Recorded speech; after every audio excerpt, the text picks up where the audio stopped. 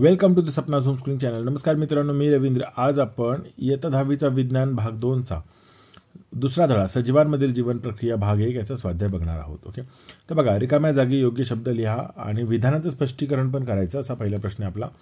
तर बघा, एका ग्लुकोज रेणूचे पूर्ण ऑक्सिडीकरण झाल्यावरती एटीपीचे एकूण किती रेणू मिळतात? याचं उत्तर आहे 38. ओके, तर बघा, ग्लुकोज रेणूचं ऑक्सिडीकरण झालं ना तर एटीपी म्हणजे ॲडेनोसाईन ट्रायफॉस्फेट, याचे किती रेणू मिळतात? 38.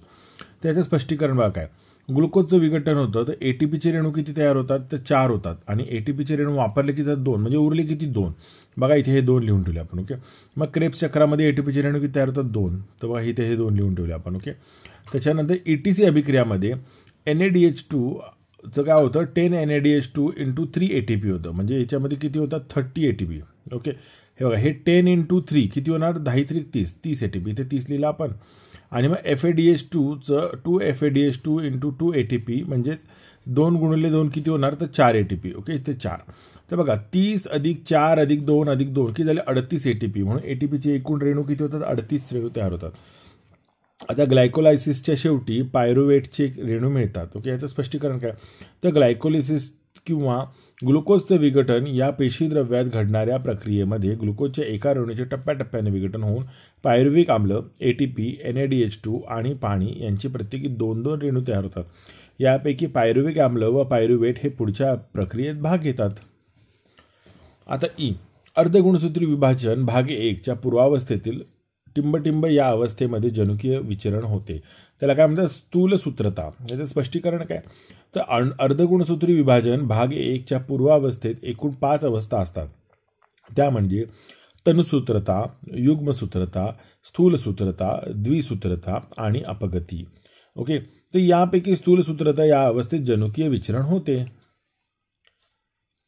सूत्री विभाजनाच्या मध्यावस्था अवस्थेमध्ये सर्व गुणसूत्रे पेशी विभाजनाच्या विषुववृत्तीय प्रतलाला समांतर संरचित होतात. हे स्पष्टीकरण आहे. सूत्री विभाजनाच्या केवळ मध्यावस्थेतच सर्व गुणसूत्रे पेशीच्या विषुववृत्तीय प्रतलाला समांतर अवस्थेत संरचित होतात. त्यानंतरच्या अवस्थेत ती गुणसूत्रे 2 विरुद्ध ध्रुवांना जातात. पेशींचे प्रद्रव्य पटल तयार करण्यासाठी फॉस्फोलिपिडच्या रेणूची आवश्यकता असते. त्याचं स्पष्टीकरण आहे.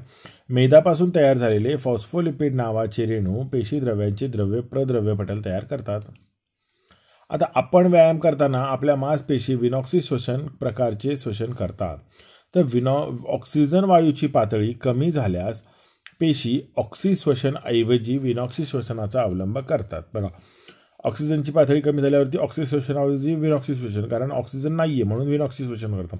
व्यायाम करताना आपल्या मांसपेशींना पुरेसा ऑक्सिजन मिळत नाही, त्यामुळे अशा मांसपेशी विनॉक्सी श्वसन करतात. ओके, प्रश्न दुसरा, व्याख्या लिहा. पोषण.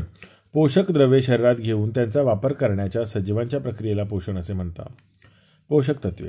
आपल्या पोषणासाठी आवश्यक असणारे कार्बोदके, प्रथिने, स्निग्ध पदार्थ, जीवनसत्वे, खनिजे इत्यादी अनघटक म्हणजेच पोषक तत्वे होय. प्रथिने. अमिनो आम्लाचे अनेक रेणू एकमेकांना जोडून तयार झालेल्या महारेणूंना प्रथिने असे म्हणतात. बघा, अमिनो आम्ल त्याच्या अनेक रेणू जोडून तयार जो महारेणू तयार त्याला प्रथिने म्हणतात. पेशी स्तरावरील श्वसन.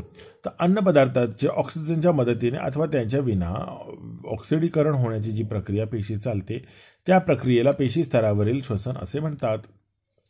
आता ऑक्सिश्वसन. ऑक्सिजनचा वापर करून सजीवांमध्ये पेशी स्तरावर होणारे श्वसन म्हणजेच ऑक्सिश्वसन होय.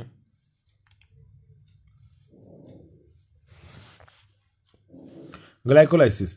पेशी द्रव्यात घडणारी प्रक्रिया ज्यात ग्लुकोजच्या एका रेणूचे टप्प्याटप्प्याने विघटन होऊन पायरुविक आम्ल, ATP, NADH2 आणि पाणी यांचे प्रत्येकी 2 रेणू तयार होतात.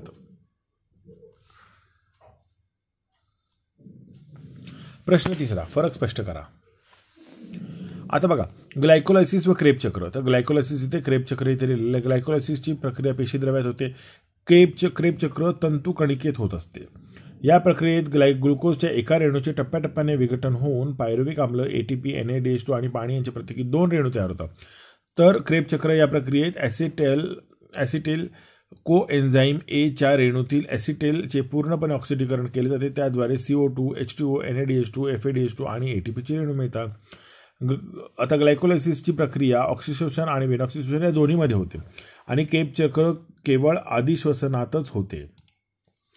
आता पुढे बघा, ग्लायकोलायसिस पेशी श्वसनातील पहिली पायरी म्हणजे ग्लायकोलायसिस. यात ग्लुकोजचे रूपांतर पायरुवेटमध्ये होते आणि क्रेब्स चक्र ही पेशी श्वसनातील दुसरी पायरी आहे. आता या प्रक्रियेत म्हणजे ग्लायकोलायसिस या प्रक्रियेत ग्लुकोजचे रूपांतर पायरुवेटच्या 2 रेणूमध्ये होते आणि क्रेब्स चक्रच्या प्रक्रियेत पायरुवेटचे रूपांतर CO2 आणि H2 यात होते. ग्लायकोलायसिसमध्ये एटीपीचे 2 रेणू वापरले जातात आणि क्रेब्स चक्रात एटीपीचे रेणू वापरले जात नाही, ते लक्षात ठेवा. आता बघा पुढचा प्रश्न, पेशी सूत्री विभाजन आणि अर्धगुणसूत्री विभाजन. ओके, तर बघा सूत्रपेशी विभाजन आणि अर्धगुणसूत्र पेशी विभाजन. तर सूत्रपेशी विभाजन व सूत्रपेशी विभाजनात गुणसूत्रांची संख्या बदलत नाही, द्विगुणित पेशी द्विगुणितच राहतात. ओके, आणि अर्धगुणसूत्री पेशी विभाजनात गुणसूत्रांची संख्या अर्धी होते, द्विगुणित पेशी एकगुणित होतात. ओके, तर एका जनकपेशीपासून 2 जन्यपेशी निर्माण होतात आणि एका जनक पेशीपासून 4 जन्यपेशी निर्माण होतात. सूत्री पेशी विभाजनाच्या केंद्रक विभाजनात पूर्वावस्था, मध्यावस्था, पश्चावस्था आणि अंत्यावस्था अशा एकूण 4 पायऱ्या असतात. तर अर्धगुणसूत्री पेशी विभाजनात भाग 1 आणि भाग 2 अशा 2 प्रमुख पायऱ्या असतात. प्रत्येक भागाच्या पुन्हा पूर्वावस्था, मध्यावस्था, पश्चावस्था आणि अंत्यावस्था अशा एकूण 4 पायऱ्या असतात.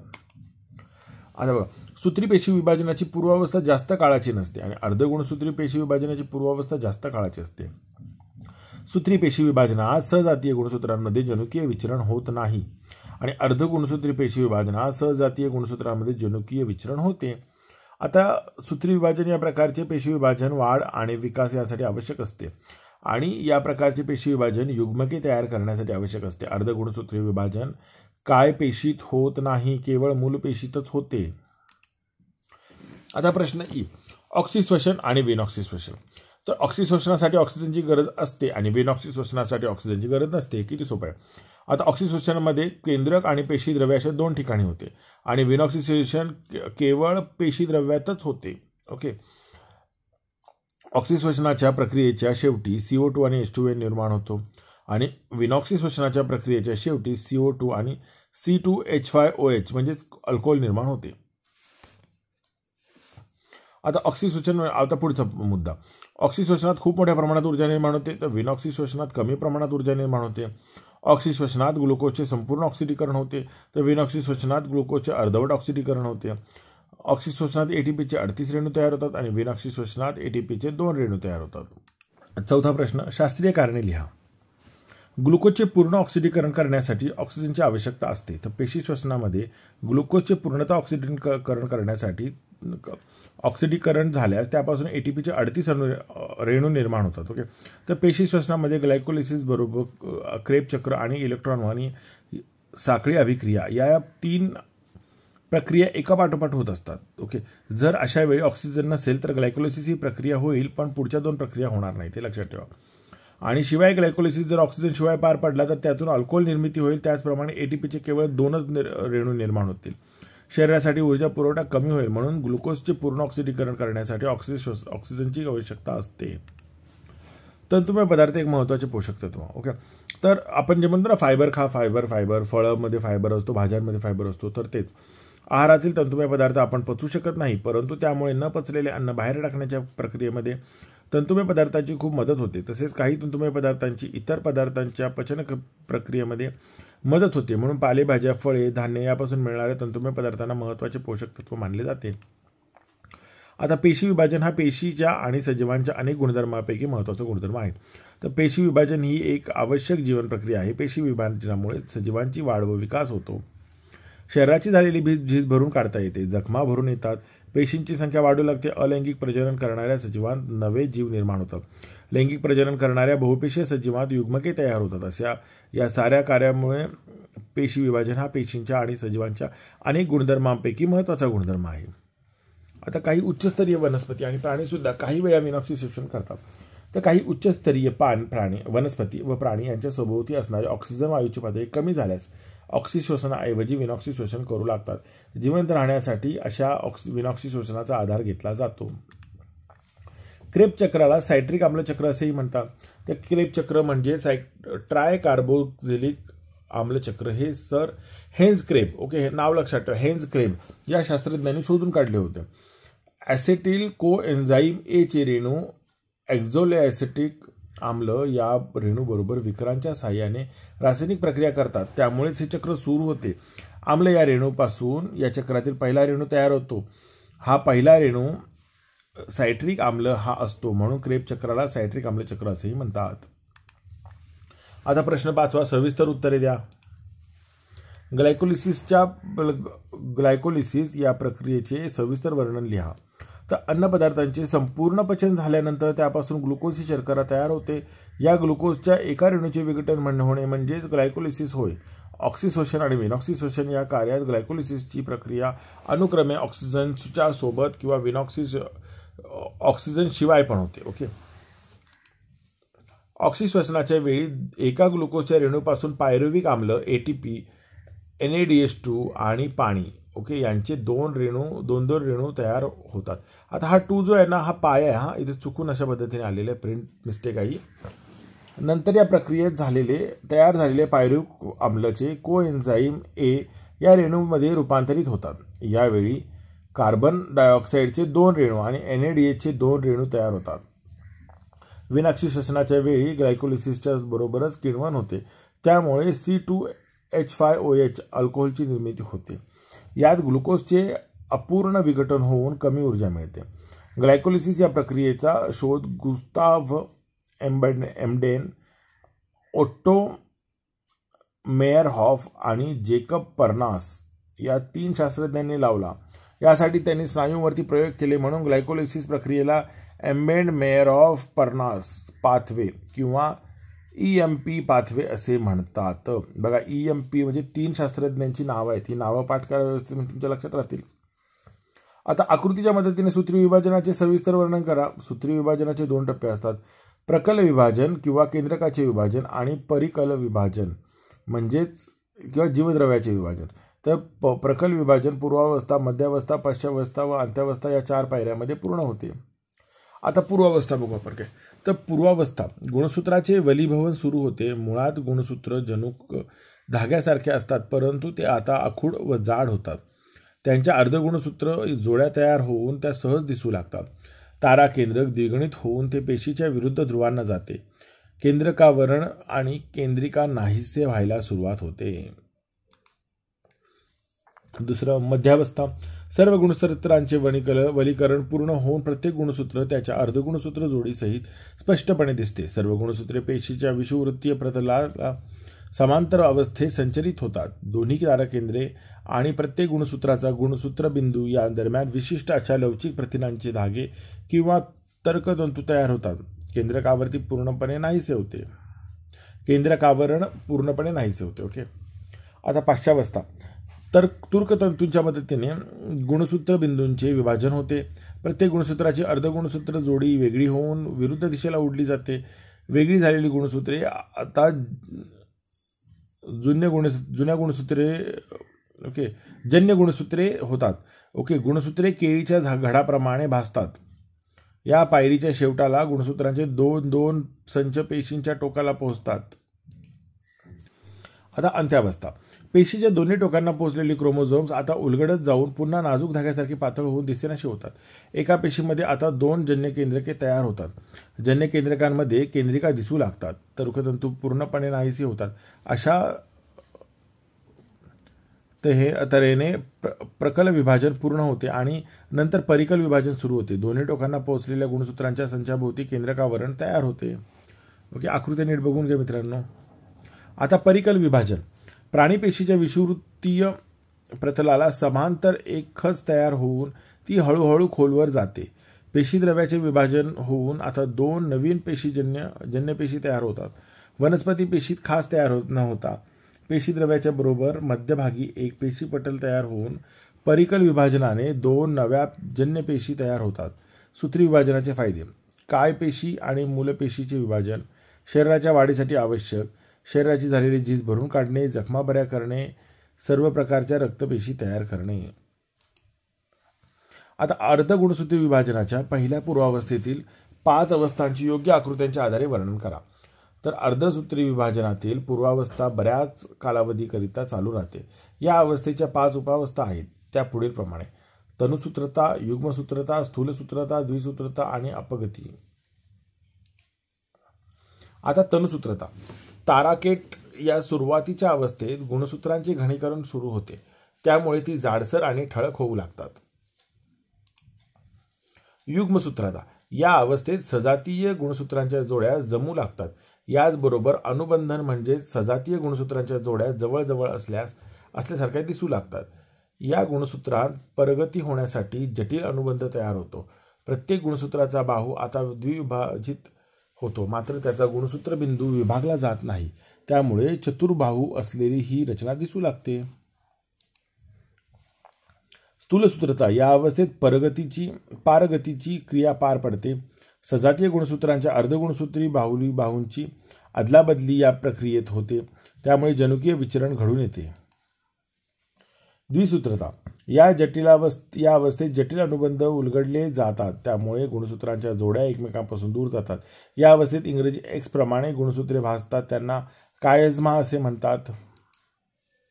अपगती ही पूर्वावस्थाची सर्वात शेवटची अवस्था आहे. या अवस्थेत कायझमा उलगडला जातो आणि पारगती झालेली सजातीय गुणसूत्रे वेगळी होतात. केंद्रिका आणि केंद्रक आवरण हळूहळू नाहीसे होऊ लागते.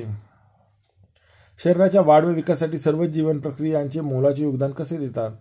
तर बघा, प्रत्येक सजीवाच्या शरीरात निरनिराळ्या संस्था सतत समन्वयाने कार्य करीत असतात. मानवी शरीरात हा समन्वय अधिकच प्रगत असतो. पचन संस्था, श्वसन संस्था, रक्ताभिसरण, उत्सर्जन संस्था, नियंत्रण संस्था आणि शरीरातील अंतर्गत व बाह्य अवयव आपले कार्य स्वतंत्रपणे परंतु एकमेकात असलेल्या समन्वयातून करीत असतात. पचन संस्थेने शोषलेले अन्न घटक पेशीपर्यंत पोहोचवण्यासाठी परिवहन संस्था हृदयाच्या साहाय्याने सतत कार्य करीत असते.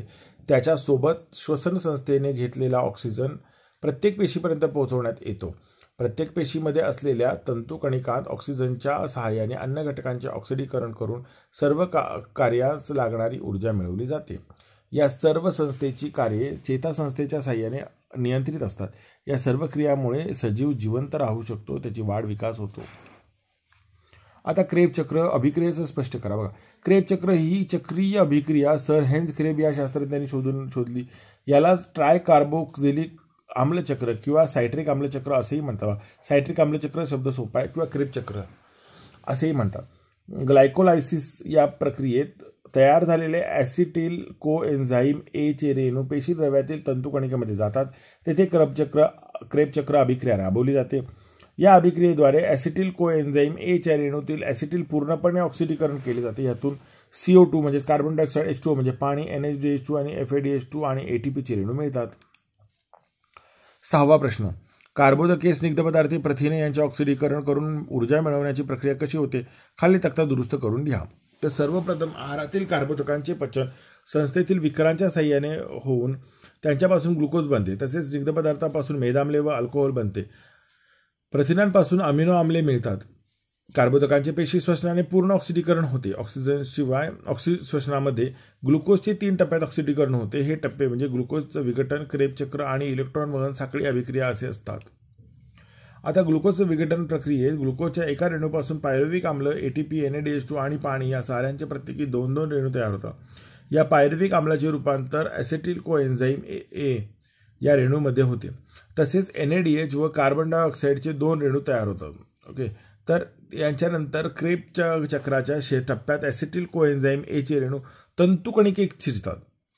तेथे चक्रीय अभिक्रियेने ॲसिटिल भागाचे CO2, H2O, NADH2, FADH2 आणि ATP चे रेणू तयार होतात.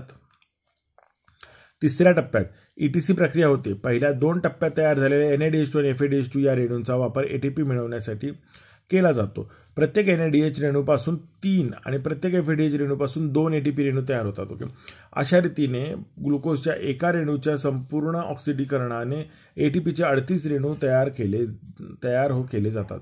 कार्बोदकांपासून ऊर्जा अशी तयार होते. आता आहारात कार्बोदकाचे प्रमाण पुरेसे नसेल तर ऊर्जा निर्मितीसाठी मेद व प्रथिनांचा वापर केला जातो. मेदापासून मिळालेले मेदाम्ले आणि प्रथिनांपासून मिळालेले अमिनो आम्ले हे दोन्ही ॲसिटिल कोएन्झाईम ए मध्ये रूपांतरित होतात. या ॲसिटिल कोएन्झाईम ए च्या रेणूंची क्रेब चक्रात अभिक्रिया होऊन त्यापासून ऊर्जा मिळवली जाते. आता इथे बघा, हे एक तक्ता आहे. पायरुव्हिक आम्ल, आता इथे मध्ये जे गॅप आहेत ते भरायचे आपल्याला. ओके, ते बघा, याचं उत्तर आहे CO2 + H2O अधिक ऊर्जा, मग हे क्रेब चक्र आहे. ओके, तर इथे बघा, पहिलं स्निग्ध पदार्थ त्याचं काय असतं, मेदाम्ल. मेदाम्लाचं काय होतं तर ॲसिटिल कोएन्झाईम ए आणि मग ते क्रेब चक्राद्वारे CO2 H2O ऊर्जा. आता प्रथिन अमिनो आम्ल त्याचे ॲसिटिल कोएन्झाईम ए क्रेब चक्र CO2 H2O ऊर्जा. आणि कार्बोदके तर ग्लुकोजचं विघटन ग्लायकोलिसिस होतं, मग पायरुव्हिक आम्ल तयार होतं. पायरुव्हिक आम्लाचे ॲसिटिल कोएन्झाईम ए द्वारे क्रेब चक्राद्वारे CO2 H2O प्लस ऊर्जा. मित्रांनो, व्हिडिओ आवडला असेल तर लाईक करा आणि तुम्हाला पुढचा व्हिडिओ कोणता हवा आहे ना ते मला कमेंटमध्ये कळवा. तर तुम्ही जर कळवणार मला तर मी लवकरात लवकर तो व्हिडिओ तुम्हाला देऊ शकतो. आणि जर तुम्हाला काही सजेशन करायचे असतील आपल्या चॅनलबद्दल की तुम्ही कोणत्या प्रकारचे व्हिडिओ करा तेही मला सांगत जा, म्हणजे मला नक्की ते करायला आवडेल. धन्यवाद.